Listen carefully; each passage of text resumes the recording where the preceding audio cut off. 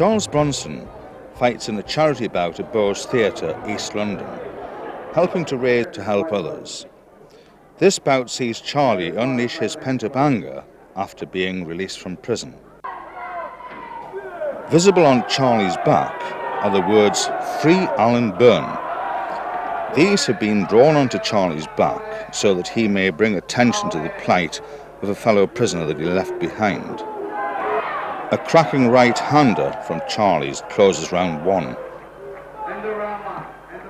Charlie gets a little too enthusiastic. Keep an eye on the crowd to the right. What should have been a happy crowd turns into a nasty gang. What looks like a black mark on the floor, it is in fact a gun. As someone's foot catches it, in fact it's Charlie's foot, you can see its outline. Ladies and gentlemen, thank you. Paul Edmonds disqualifies Charlie so as to calm the angry crowd.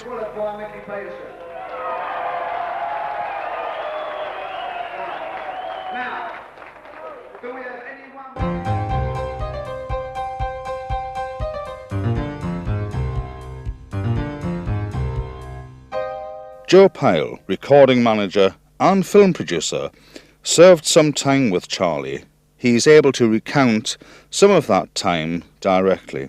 Now, I first met Charlie in Whitewall, I would say about 7 years ago. And quite a lovely guy. There was no problem with no one. Dave Courtney, retired underworld figure, tells of his close encounter with Charlie when he met in the infamous Belmarsh prison. Well, I'd never met Charlie. Of course, I'd heard about him, you know. And I was actually selling someone's Rolex when I got arrested. So I had a Rolex on and I had a Rolex in my pocket. And when I got nicked and they're putting all the stuff in the property, it's wrote down I've got 2 Rolex watches. But anyway, one of the screws that was signed me in obviously worked with Charlie. He said, we've got this right flash little bastard upstairs, you know, this Dave Courtney. He said, he's only wearing 2 Rolexes and all that, you know. And I think it just got up his nose a little bit, you understand? I mean, it's just, there was a little bit of, there was a little flutter in the prison service when I was in there, and I was in the unit, and I was getting an awful lot of, Dave, you know. And I think the man thought that I was actually stealing a bit of his thunder, which I could never do, you know what I mean? Charlie is Charlie, there won't be another one, right? There hasn't been one before, and I couldn't steal his thunder if I fucking tried to. But, you know, when you're locked in something the size of a wardrobe for nearly 20 years, you know, you start thinking things that may not be always right. And so he wrote me a letter internally, so he gave it to a screw and said, please give this to Dave Courtney. You know, the first letter I ever got from Charles Bronson. I was more on the sort of hero worship tip with the man than anything else, and I get this letter. Who the fucking hell you think you are, you flash bastard, you fucking stay out of Luton, and wow. If he could have done, he'd have sort of tore his wall down, come into my cell and ripped my head off. I've got to be honest, when I first got the letter, I was angry and upset, right? And I'm not saying I'm the best in the world, I can have a fucking proper tear up, you understand what I mean? I can have a proper tear up. And it really doesn't matter what the shell's like, how big the shell is. I'll fucking batter most people, right? And if I have to slip into Turbo and do a proper good show and have a fight with Charlie Bronson, I would have done that at the time. Yeah. You know? Since then, since the argument has dissolved, and we're now writing to each other quite regularly, I have a lot of respect for the man, so that alone would stop me start writing letters back, you fucking bastard, I'm going to do this, I'm going to do that, you know. That would stop me doing that. I think he'd rehabilitate very, very well. He'd actually come out of prison a celebrity. He would earn money on that alone, especially at the moment. The gangster tip, where the media is concerned, is very high profile. You know, they're actually making films and books, and thank God for it, because I'm involved in all of that. And he's definitely got a very good book and definitely got a very good film in him. I'll tell you what I think about all the books out at the moment. I think maybe they might get a little bit bored of hearing about what the gangster scene was like 30 years ago, right? Because everyone's talking about what it was like in the 60s and all that. Well, I think they've read enough of that. Yeah. You know, not that the people actually writing the books now don't deserve to, because they do, but they can only talk about the same things as the other bloke talks about, you know? Yeah. Mine is very, very different. completely different. It's very humorous, and it's talking about what's happening today and who is about today and who got shot yesterday. Yeah, we crossed paths in the gym. And I'm very, very glad that the argument was mended before we did, because I would not like to roll about on the floor with a man at all. Have you got that, Charlie? I like you. Lorraine, Charlie's cousin, recounts some of her fonder memories of him. We were little, and when he was like 8, 9 years old, and his brother must have been like 10, same as me. We was over his mum's house, and we'd play like find us and everything, and like go hiding and everything. We'd go hiding in cupboards, and like Nick used to get really excited, like when he used to find us. And also when we was a bit older, and we used to go out in crowds and everything, and he always wanted to be the centre of attention. It was really good, because it was so funny. It was so funny. Like, Ira went away, his mum went away one weekend, went down the bull, come home, invited everyone back, and then like he just got this table out from the kitchen, just stood there and done the kazoo, and like it was all right now and everything, and he was on the table doing this. Everyone was laughing their heads off and everything. Always had to be the centre of attention. I can also remember when I was down like the bull, and it was a night that Tom O'Connor was playing there, everything, and I just walked past the tables to go to the loo, and some bloke put his hand up my skirt, because it's all mini skirts there, and like, that type. And Mick just went mad, and he went, I'm going to get him, and he just picked him up and threw him over the tables. And he said, don't touch my cousin, and that is it. Like, mad. Absolutely mad. But he was brilliant. Charlie made a recording from his prison cell for Lorraine the night before he was to appear in court. His appearance in court was in fact for the Andy Love prison siege and for the Governor Wallace prison siege. Right. It's now the 23rd of October. I'm in the block in Wandsworth, and they're taking fucking liberties with me.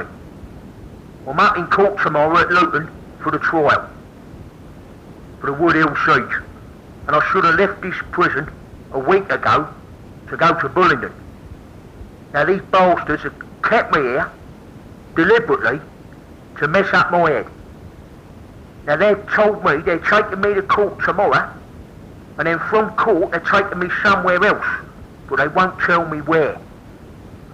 They're taking fucking liberties, Lorraine, and I can see something serious happening very soon, because I can't take a lot more of my fucking head's in pieces. To Parkhurst 1 week, and done all the business, and like I said, we were coming down and everything, went all the way to Parkhurst, over at the Isle of Wight and everything, and got there, and we weren't allowed to see him, and we said why, and they turned around and said like, because basically he was in a cell, and a padded cell, and he had an injection and everything, and he couldn't see us. How can they take me to court from here tomorrow and expect me to go to another fucking prison? Well, I don't know where I'm going. My head's in fucking pieces, Lorraine. I don't feel happy at all. I'm upset, I feel angry, bitter, twisted, and they're doing it to me on purpose. There's no need for it. This governor told me I was only here for 2 weeks. I should have gone 9 days ago. 9 fucking days ago I should have gone, Lorraine. So they're all liars. They're lying all the time, lying through the teeth. I hate the fucking lot of them.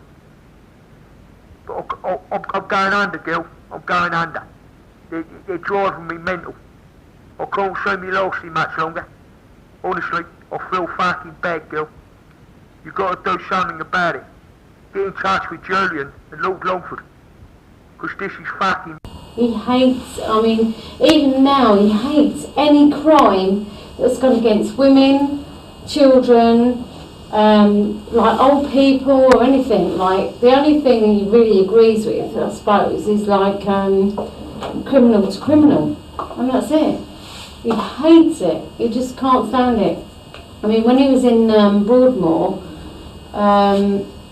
one night he was in bed and he got up in the morning, and early hours of the morning, and he tried to strangle this bloke.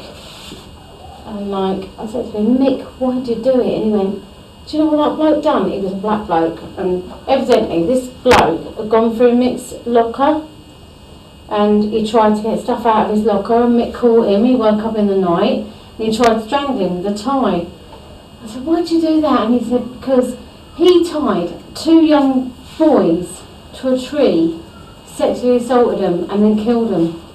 He said, and he was going in my locker. He said, and that's what I can't understand. He said, that's what I hate.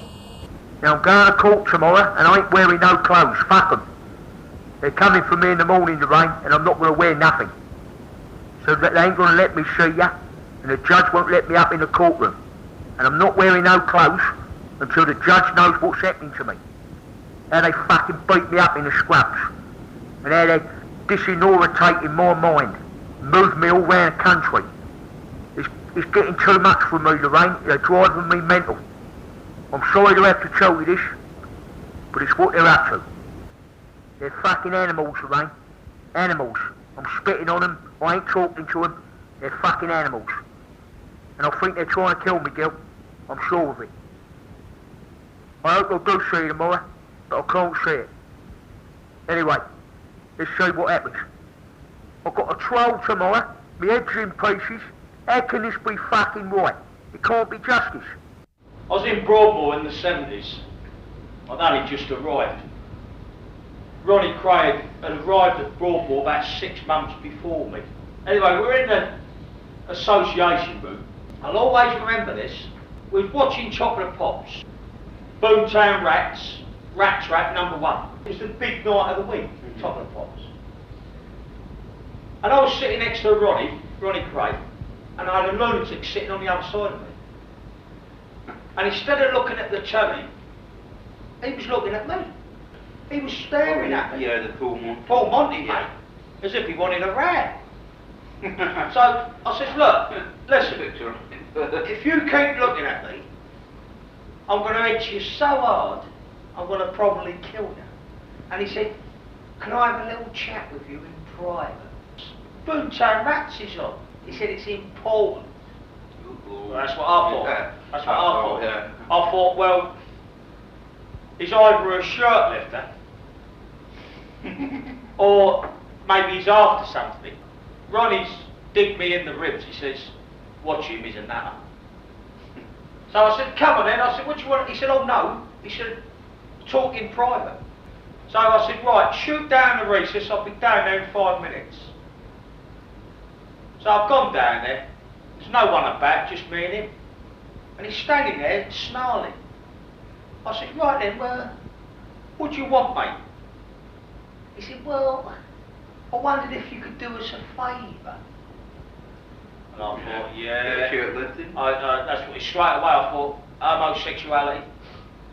So I said, do you a favour? What do you want then? I wondered if you'd hit me. Oh, yeah. I says, what? Well, you know, He says, I can help him out there. I want you to hit me. I said, what are you talking about? You want me to hit you? He says, well, I like people to hit me. So I says, well, look, I don't really want to hit you, mate, because you ain't done nothing to me. For me to hit you, it's going to make me feel bad. He said, well, I want you to. I said, all right then. Where do you want me to hit you? He said, oh, in the face.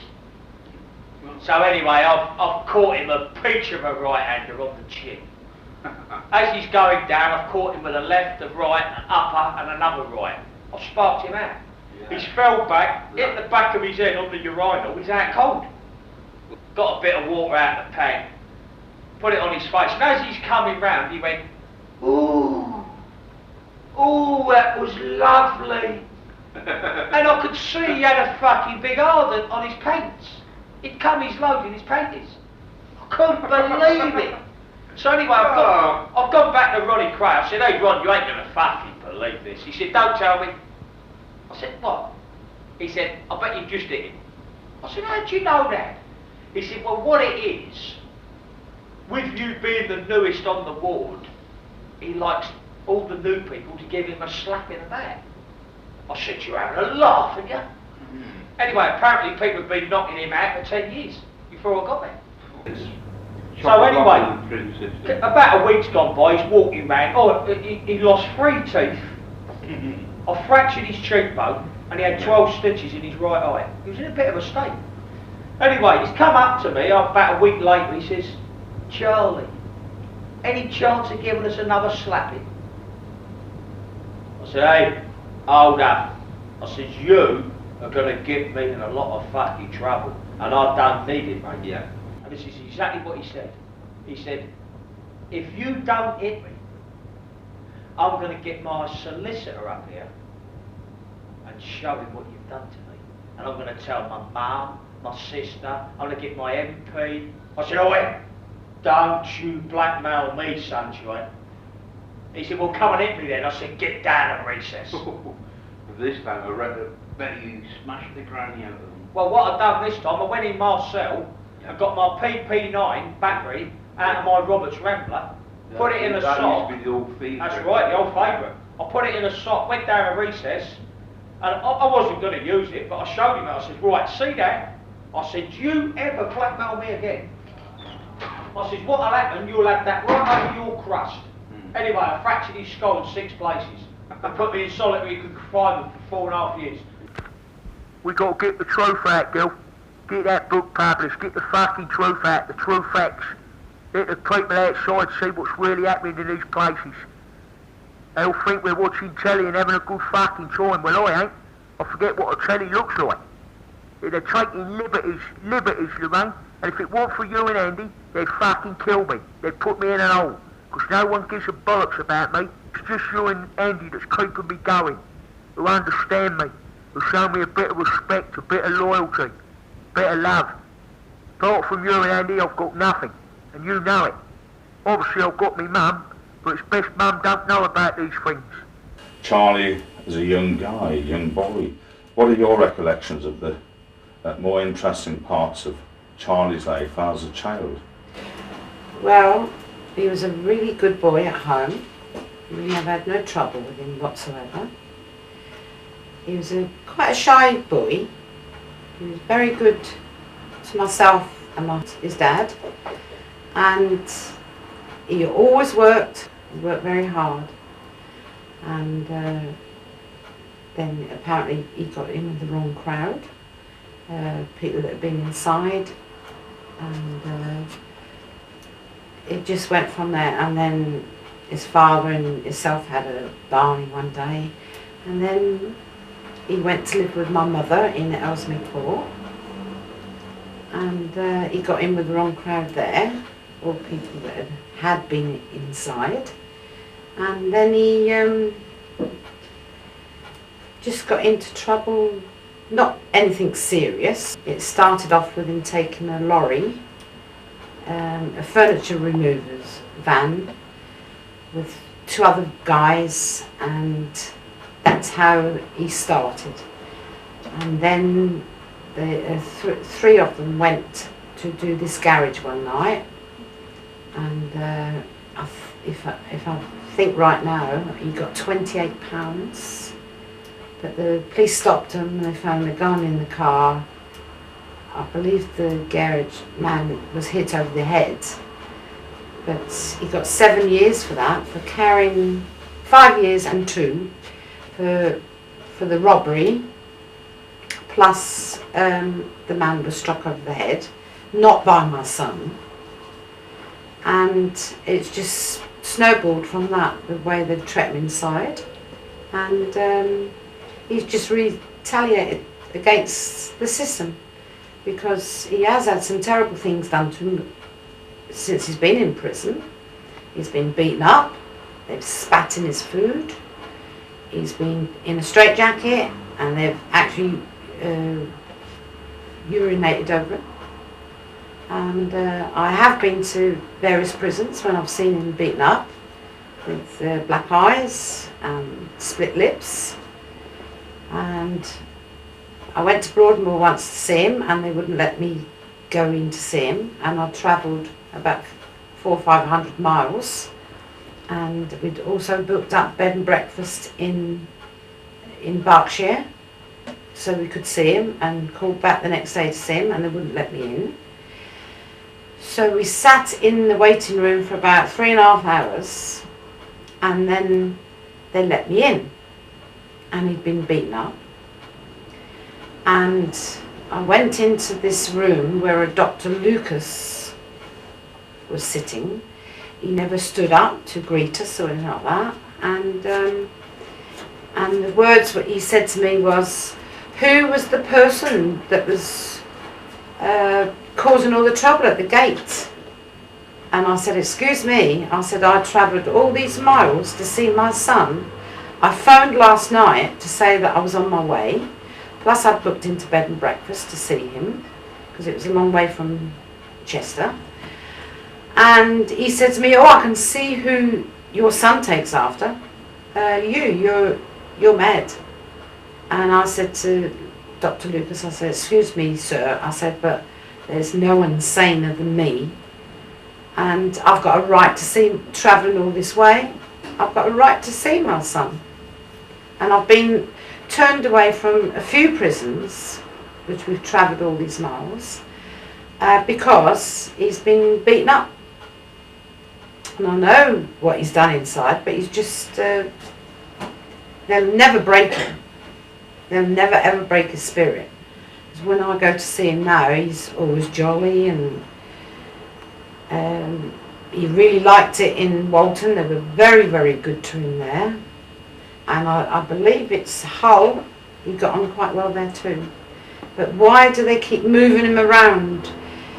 One day he's in one prison, and the next day, or in the early hours of the morning, at night, they just move him on, and he doesn't know. And I don't know then for at least a week before I know that he's been moved. And I think it's all wrong, the way they treat him.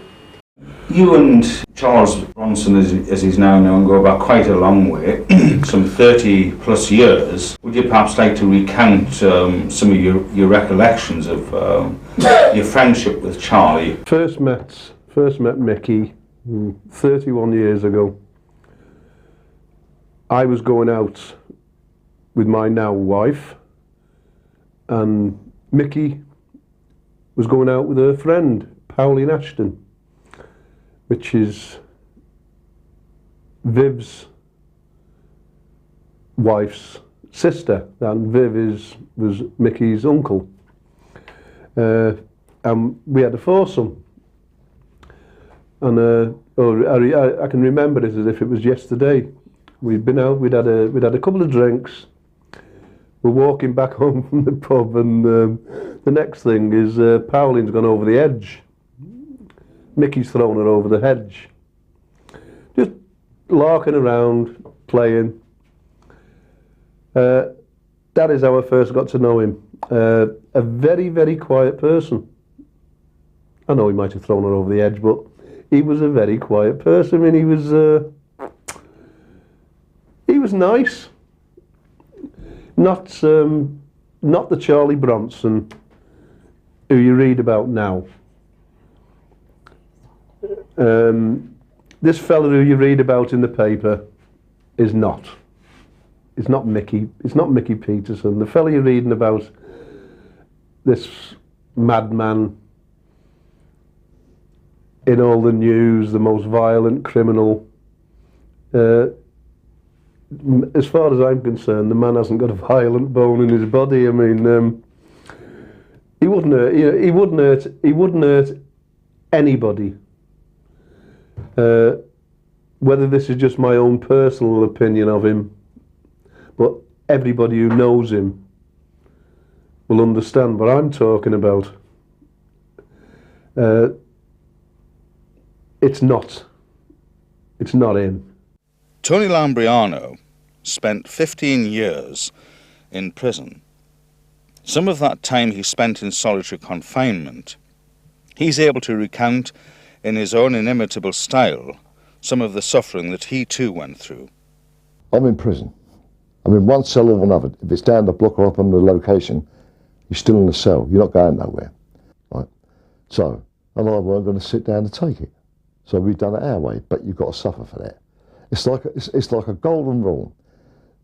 Now and again, you've got to go down the block to show who's running the place. That's how the system works. So if you follow what I'm saying, right, they've got to have their authority and you've got to have your bit of weight. So it's give and take.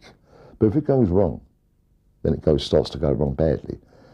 You go down in places, I mean, if you're talking about solitary confinement, yes. And I spent in one hit 15 months solitary confinement after the Gartree riots in '72. Unbeknown to me, they'd opened these 2 control units, one in Wakefield and one at Wilmer Scrubs. And the whole idea was to control you with heavy punishment, because most of them were doing so long, it didn't matter.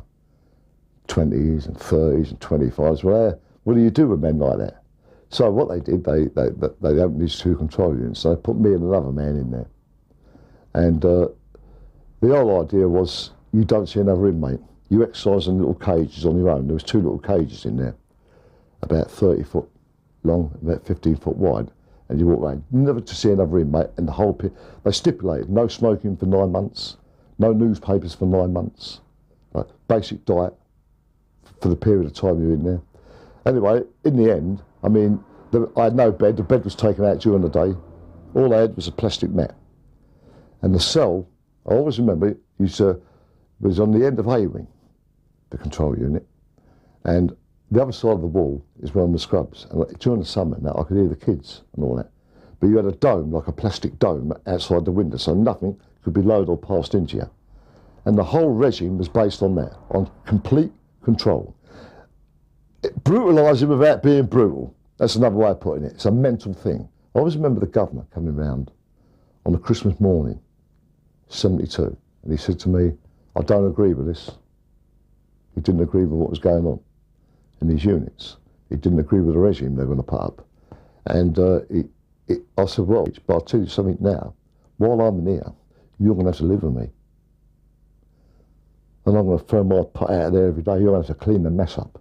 Because I ain't doing nothing to lose. If they think in some way that you'll buckle down and get on with it, then they'll withdraw. But when you're talking about someone like Charlie, they're always aware of him. So every time they open that door, he's up against it. You hear these stories about what they say, well, put this fella in a cell and throw the key away. And I think myself personally, this is what they want to do with him. He's an embarrassment to the prison system. There's men I've known who spent 10, 12 years off and on down Pullman, but you can see it. You can see it. They've gone down that. You've gone down that road, and there's no turning back now, and you'll just lash out at any time. There comes a time, which I'm surprised has happened in this case, where they've gone, look, we ain't going to win here, but we ain't going to let him win. So let's go down a middle road here somewhere. But it just seems to me like that he's up against it 24 hours a day, year in, year out. I'm surprised that he's handled it in the way that he has. That he can still sit down and write a letter and have a visit and that. But I would think that it's, well, I just don't know how he's handled it. What's the point of it now? They can't do it physically now. That's gone. That side of it is gone. So it's a mental thing now. And when you're running down them lines, I mean, who's brutalising who now? Let's get it right. Well, Crime Through Time Museum at Newent is a fairly outspoken, sometimes controversial museum, and we deal with the good, the bad, the ugly. The people that come into the museum are very intrigued with these characters, and there's people in the museum like Charles Bronson, Ronnie Kray, Reggie Kray, Dave Courtney. They're all featured, and Crime Through Time just gives a very interesting insight into the criminal underworld. The tabloid sensationalism that surrounds a lot of these people, a lot of it, I believe, glamorise them and glorify a lot of what they've done. Again, I think I'm a little bit different. I put a balanced side of the story across, and there's certain things I can see in some of these individuals. For example, their artwork, their letter writing. I believe they are, in many ways, they have hidden talents, which I believe I exposed to a certain degree. the artwork that I have on display, in particular, you mentioned the name Charles Bronson. I think he's a very highly intellectual man.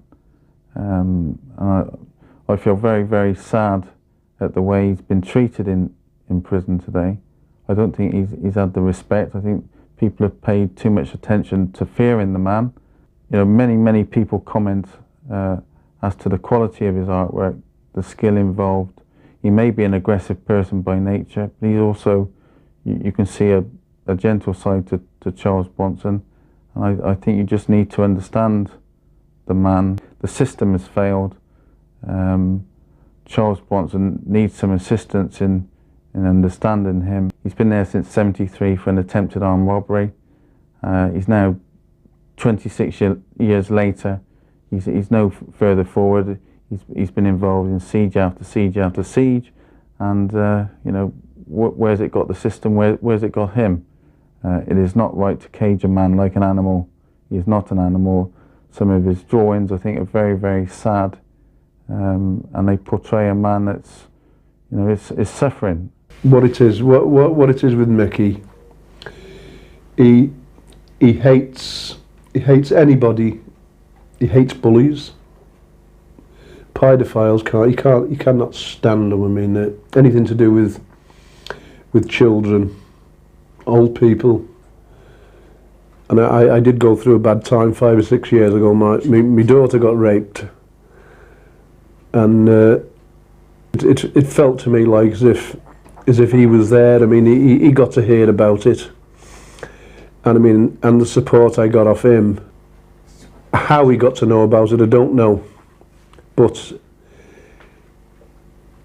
I got a letter off him and I got phone calls off him, and you know, it's like as if he was hurting as much as I was. People say, you know, something happens, an old lady gets mugged or a child gets assaulted. What do people say? Oh, put me in the cell with him for half an hour, or let the parents. And we would all wish to do these sorts of things. Let me have half an hour with that bloody scumbag. Let me have him. And half the problems with Mickey when he's been in prison is he does what we want to do. And you don't read about this in the papers, and they don't tell you about this on the television, and when he's in for all these things and what he's done. And this madman has just got 7 years for taking people hostage in prison. I mean, who did he take hostage in prison? Some hijackers. They went and hijacked a plane load of innocent people. They got 5 years, I think. They got 5 years. He got 7 years for doing to them what any normal person would want to do. Charlie took prison librarian Andy Love hostage because he was in the wrong place at the wrong time. And at the end of that, Charlie shook Andy's hand and wished him all the best. I want to see the best outcome possible, which is you two coming out safely. That's what I want to see. That is what I want to see. And Andy. Well, Andy wants to come out, yeah, I know. I want Andy to walk out that door and have a nice cup of tea. Just say the word and we'll open the door, we'll bring you both out, and that'll be the end of it. And I won't be saying the words. I'll come down and talk to you every day. Oh, Charlie. All right, mate? How you doing? You alright? Well, when they pull the fingers out, things will be better. Yeah, I know what you mean. You know what the system's like, mate. This man here ain't had a cup of tea for 5 hours. I've only just got here, so... Liberty.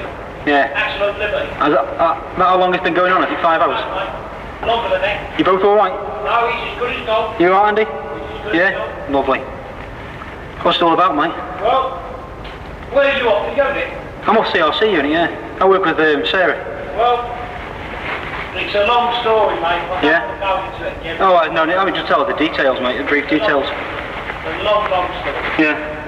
I'm sick of solitary confinement. Yeah, well, you spent a long time in it, didn't you? Fucking sick and tired of it. How long you spent in it now? Prison 18 and a half years in blocks. That's a long time, mate. Bollocks. No one can beat that, can he? No one can. I've been in this block 5 months. Yeah. No problem. Screws tracking decent. Yeah, they're not bad over it. I track them decent. Yeah. They stopped my visit last week. Now, the problem is, I'm probably facing another 20 years of my life in prison if I get around guilty. Yeah. I'm not prepared to spend another 20 fucking years in a block of me. Well, that's So understandable. my demand is a blow-up doll. I will let him go. I want a doll. Blow up. Blow up doll. Blow-up doll.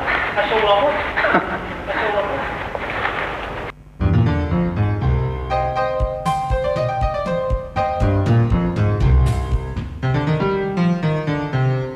Mama, I just can't see you from this hole, but I can feel you in my soul.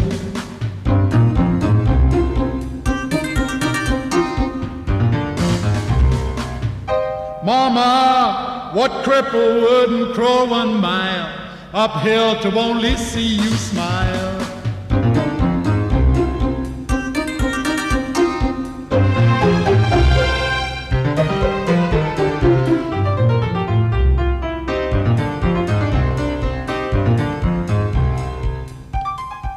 Lord Longford has been visiting prisoners for the last 50 years.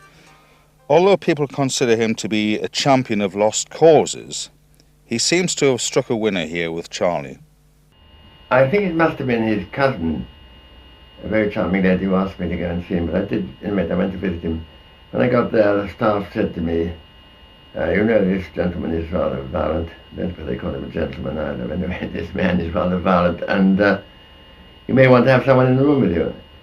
I said, no, I'd rather just chance it and told it bother now. And so I went in and said to him, I'd never met him before, of course, and I said to him, what have you been doing this today? And he said, I've just done 2,000 press-ups. And now I believe he does 3,000, but it was 2,000 then some years ago.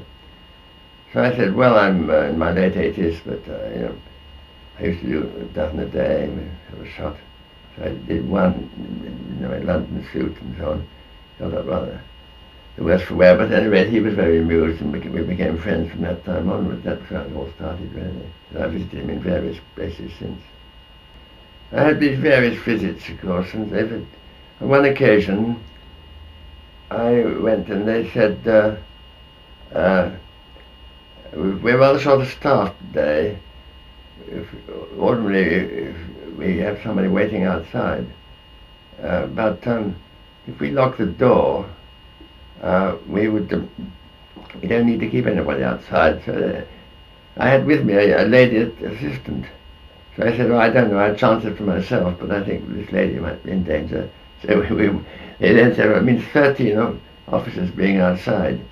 So 13 officers waited outside, the door open, ready to rush to our assistance. I've never had the slightest threat or danger from Charlie, and he's always been very friendly. But Think about Charlie Bronson's artwork and his... Well, it's very successful, and I think it's wonderful that he's done these cartoons. Interested in the Cursor Awards. I've been every year, I've seen his awards, but I'm not a judge. Anyway, I think it's marvelous. He's got a great gift for it. Very splendid gift. You couldn't just invent that talent. He's got it there. His gift for cartoons, I don't know where it came from, but he's very gifted. And of course, he's a bit of a poet, but cartoons, that's where he's excelled. He won the prize every year, hasn't he, at the Cursor Awards. Do you feel safe in his company when you visited? The answer is, I've always felt safe in his company. But if someone locked the door, I wouldn't feel quite so safe, I suppose, but the door is always not open exactly, but I could escape. No, I do feel safe, yes. I've never felt threatened by him at all. He's always been affectionate, and even on, I believe on the last occasion I may have offended him, but he didn't show it. What do you think, perhaps, the outcome of the situation is? Do you think Charlie Bronson will ever be released? Well, I can't imagine what will happen.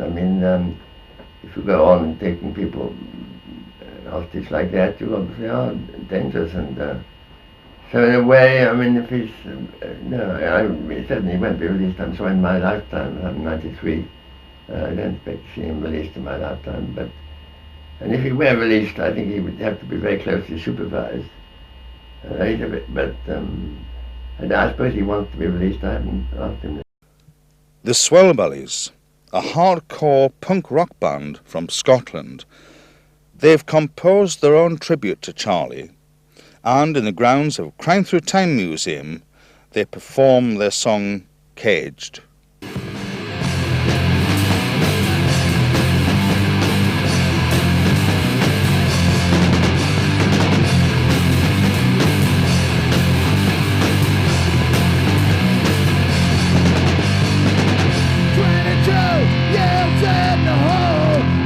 Confinement and nowhere to go. His life, his fucking pain, forced injection and escape. James DeMarco, a writer from the USA, compares his artistic feelings to what Charlie's going through.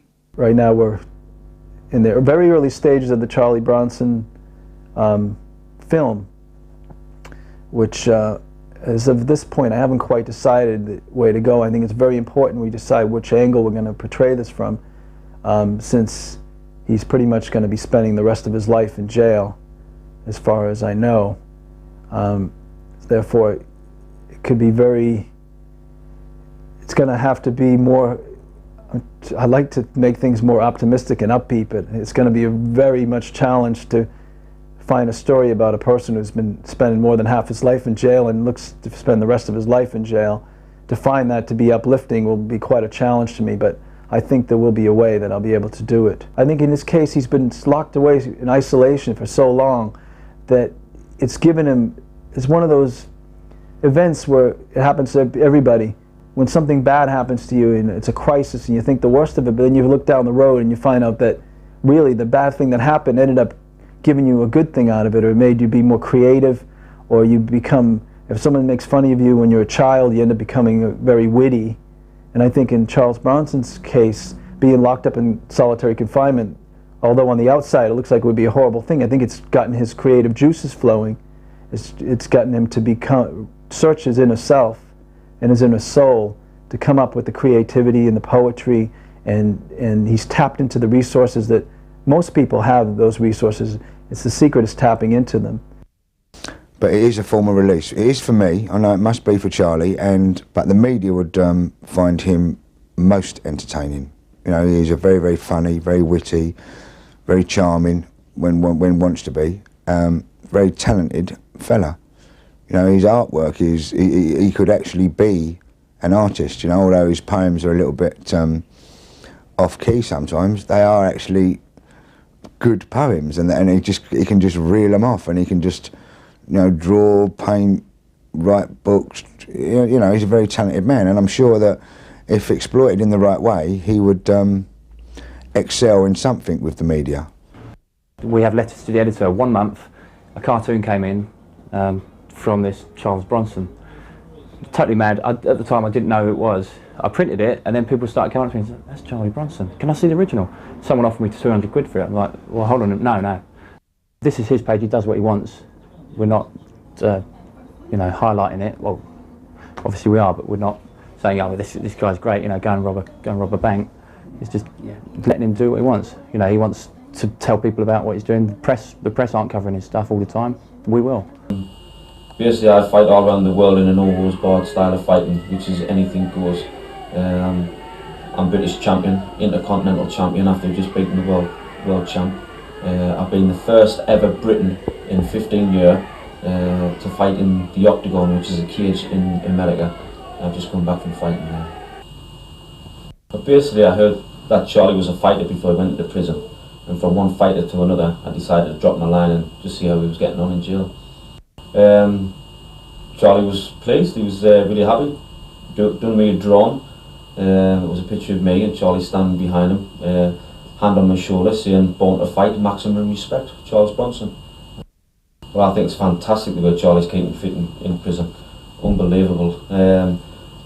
It's hard enough to keep your sanity when you're in jail, never mind keeping your fitness, and what Charlie's doing is fantastic.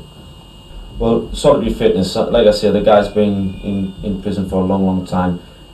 Guys have got state-of-the-art workout gyms when they're outside of prison, and they're still not keeping in good fitness and control of what Charlie is.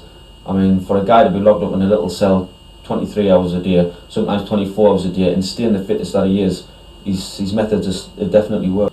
Charlie's a human being like everyone else. I think he just needs to be understood. He doesn't need to be locked up like an animal. He just needs to be understood and needs to be helped. And I think once he's given that help, he can prove to everyone that he can be allowed out in society. The aggression was built up inside. If they know how to bring it out in a sport, and most parents come up to me and say, "Oh, thank you, Ian, because my child is now behaving himself, and you know he's not distraught anymore." And hopefully we can try and channel that into Charlie when he gets out.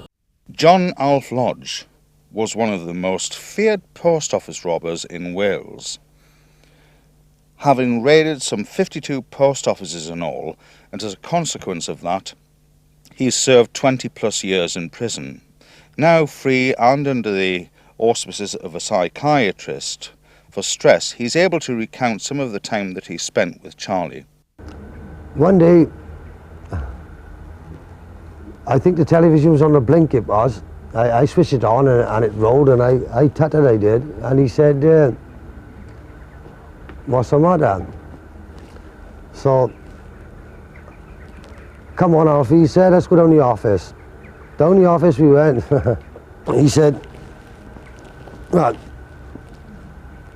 if we don't get a decent television, when I come out of this cell now," he said, "you can all look out."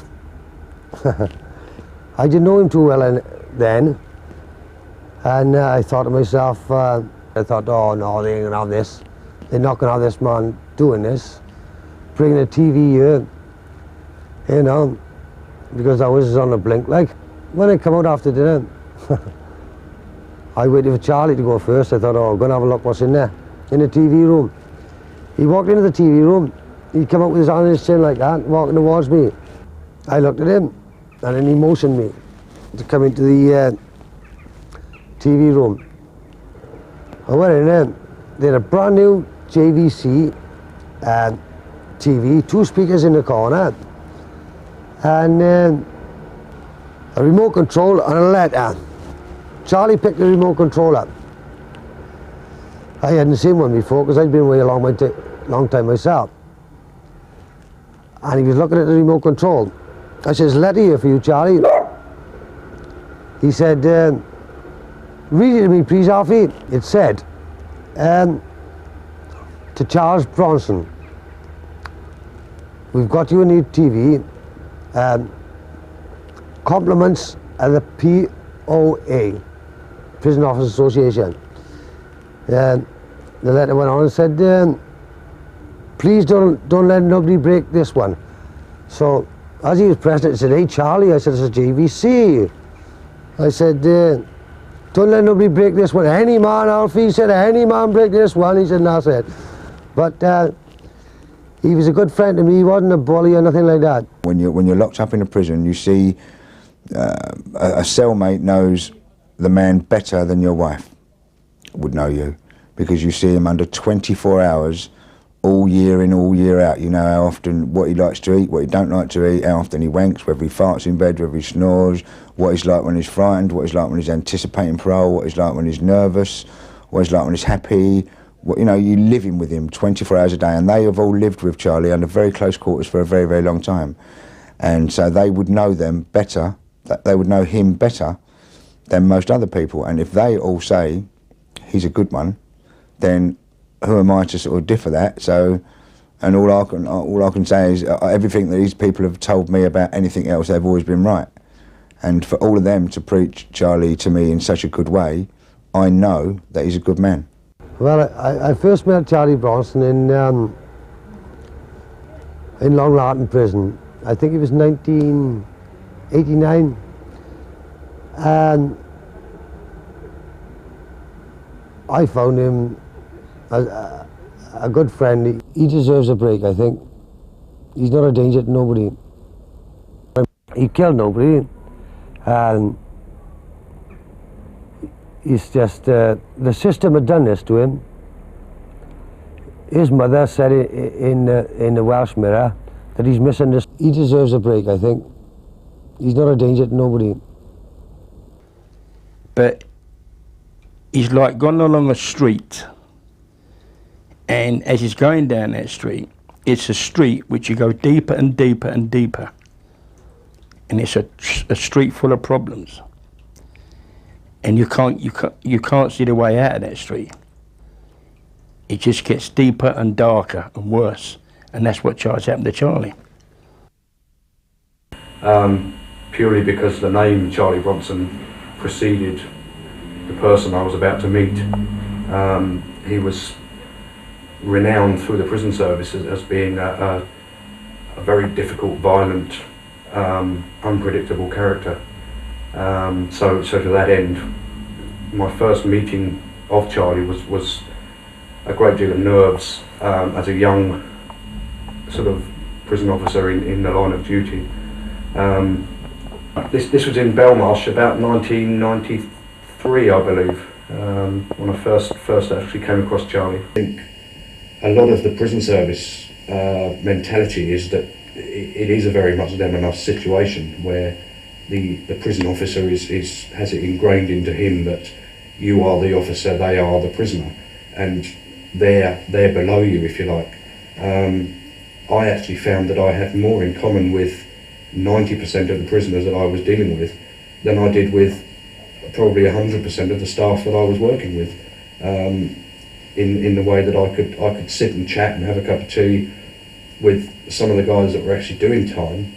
I think that our work with Charlie at Belmarsh at the time was helped Charlie immensely. I mean, initially we began to introduce him to things that he'd never had before, such as playing a game of badminton with him or playing Scrabble with him, and we actually treated him like he was another human being rather than this monstrous madman that we shouldn't even speak to, other than the times when we'd given him food through the door, and we actually got involved with him. We actually made him feel that we felt safe with him, and that he could trust us. We had to build up that trust on both sides. From the management level, I think there is a lot of intimidation from the higher levels down to the lower grades.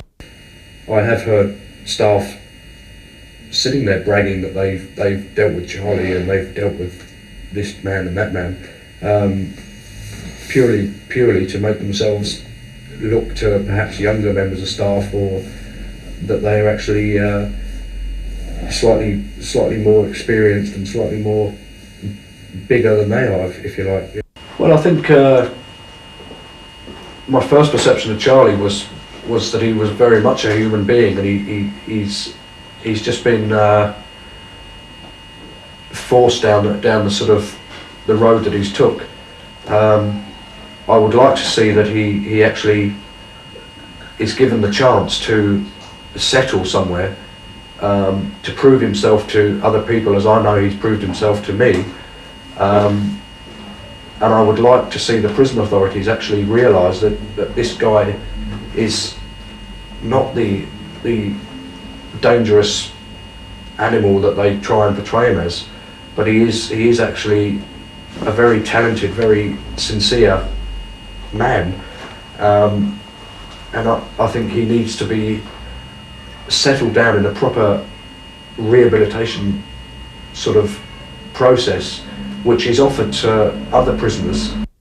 James Crosby, retired bank robber, served some considerable length of time in some of the toughest jails in Scotland and England. Now a successful playwright and 9 times Coastal Award winner, he is able to explain what could happen with Charlie. I mean, it must be a terrible thought that he could be in there for another 20 years. And well, it's all added up. He's not really done anything that terribly serious. There's murderers and child molesters and rapists serving 5, 8 years, 10 years. Terrible thing. They got put on a sex register now, but they're keeping him in prison. They should, as I said once before, do a deal with him, give him a date that he can see is attainable, without him cracking up too much. Say they told him, right, serve another 5 years and we'll put you in a pre-release scheme, and if you continue to sort of behave yourself and don't cause any trouble, you'll get out. Now, you've done that long now. Two things happen to you when you're in the prison for a long time. One is you begin to accept it as the place you live, and that becomes your home. And that's a bad thing to fall into. The other thing is you can say to yourself, well, I'm going to aim at getting out and work towards that end. And he's doing that because he's crack-ups now and again when he's taking hostages. I mean, he must know himself now that that's pointless and aimless. And he does it in I suppose, in a sudden fit. And then I don't doubt for 1 minute that when he sits back in his cell privately, he regrets what he's done. The only thing that we printed about him is what mad things he does. If he actually gets a chance to get a book out there of his own version of what happened, it might even the score up a little bit. And for him, it's a very, very important thing to actually let the world see that he isn't a stark raving mad person and a danger to society. And that's just vindictiveness on the police's part to take away all his paintings, anything he wants to do in the artistic world. I mean, he won about 4 or 5 Kessler Awards for his painting. So, I mean, isn't it petty and vindictive to take that away from him? They've got him in a cell now with no windows. I think they're feeding him through the door. He just wouldn't be pushed about by the screws. But he didn't look for no trouble. But if they wanted to give it to me, we'd give it back. The screws have created a monster in Charlie Bronson. They've created it. They don't know what to do with it. I mean, things like he said, like in a joke, you know, I could eat an Iraqi for breakfast. But we know that's so silly. But they bit onto that. Newspapers, screws, suddenly they make him like an Hannibal Lecter. They don't want Charlie Bronson out. He's got about 6 years to do. Yes. If he gets this not guilty on this so-called hostage taking with this guy, you know, they don't want him out. They either want to kill him in there, or they just want to keep him in there for life. You know, he's there really as a deterrent, not for the crimes that he's committed. He's there as a deterrent for the rest of the world to say, this is what we will do if you turn out like that. So I think the answer to Charlie is strike a deal with him and say, we'll let you out in 5 years or even 6 years if you can behaviour keeps normal and you make progress, you're writing, show that you can do something useful when you get out. And if you had a 5-year date, I think you would handle it. At that time, Valium was a thing, like Largatrol, Triptysol, that type of stuff. I mean, if you can get on that, it's an easy way out. It's another way out of it. But I mean, then you're dealing with human wrecks, zombies. I've seen men on it. Give them that. Give them a tot of that. Yeah, have a tot of that. Keep it calm, you know. And you tend to go down. I had it. I was on the Valium, the Mogadon. We all was. I mean, because you're living in a place that can go up at any time, any given time. You know, the sentence is given out now. I mean, if you're expecting men to serve 20, 30, and them type of sentences, I mean, what are you dealing with? You know, and it seems to be a regular thing now. You can't just throw a man in a prison and forget about it for the next 30 years, because what are you going to release? What are you doing? Because all the years I was away, over 20 in fact, I got extreme paranoia. I'm under a psychiatrist.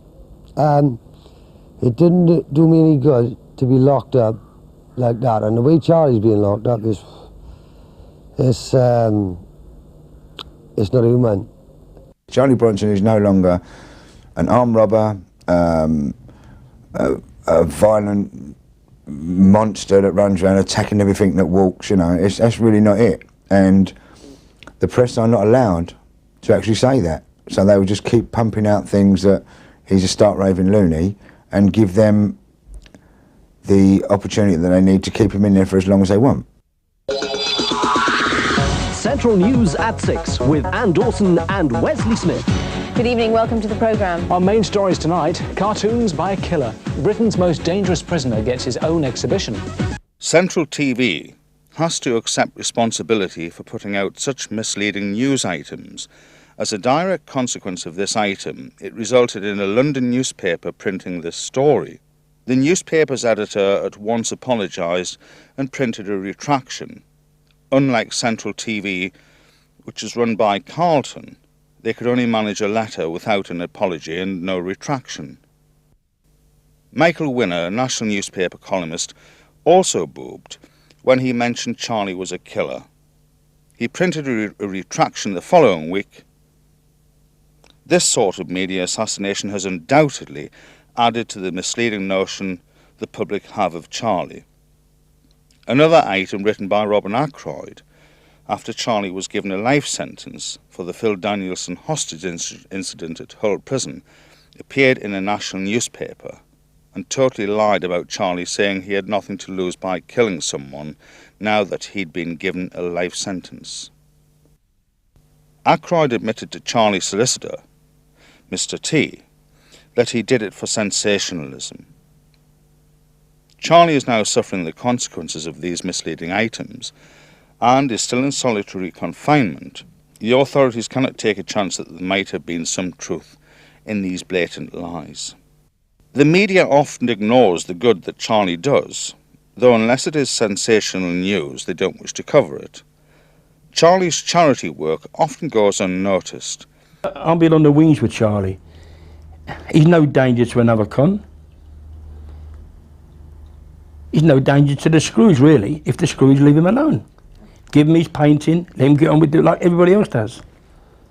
But as they've got this monster on them now, they just create worse and worse and worse. They keep pushing him and pushing and pushing the guy until he breaks. He's not being treated the way he should be treated, like another con. And they make the guy do what he does. They push him into it. I don't look at him as a danger to kids. He's not a murderer, he's not a rapist. He's no danger on the wings and mentally. If he was mentally insane, he'd be in Broadmoor. Broadmoor has said he's not insane. That's where Charlie's got one up on the likes of me and you, because he's been proved sane, we haven't. I'd be quite willing to have Charlie stay with me. So you're in my family. You're that easy. Because I know that he's no danger to anybody. And my family could be around. He has been mishandled in the past, which, in my view, Charlie has reacted to that better than I would be able to react to it. If I had undergone some of the treatment that Charlie underwent 15, 20 years ago, I would certainly not be the man that Charlie is today. I think I would be twisted and totally against anything. I certainly wouldn't be able to be in a position to strike up a friendship with somebody like myself in a prison uniform in authority. There's nothing mad about Charlie at all. I mean, Charlie, as I said before, had the strength of character to actually befriend somebody like me, who should have been the last person on the earth that he would even contemplate talking to. And to me, that is by no means a sign of a madman. You've only got to look at what Charlie's achieved in the most difficult of circumstances, with his artistry and his books, his poems, and his goals, if you like. He's looking at opening the restaurants. He's looking at more books, more drawings, more pictures.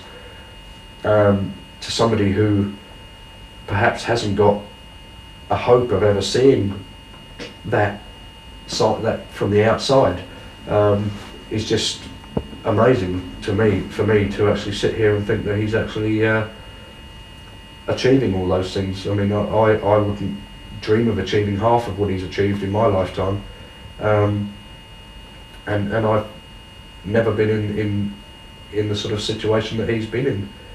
A great guy. There's no sort of viciousness or maliceness within him.